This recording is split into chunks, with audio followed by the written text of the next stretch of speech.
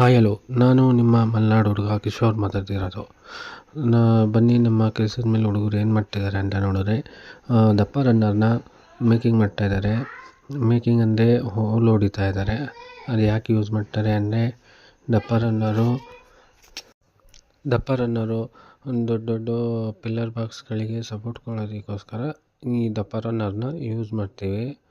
ಆ ದಪ್ಪ ರನ್ನರ್ನ ಹೆಂಗೆ ಸಪೋರ್ಟ್ ಕೊಡ್ತೀವಿ ಏನು ಅನ್ನೋದನ್ನ ಮುಂದಿನ ವೀಡಿಯೋಗಳಲ್ಲಿ ನಿಮಗೆ ಅಪ್ಲೋಡ್ ಮಾಡ್ತೀವಿ.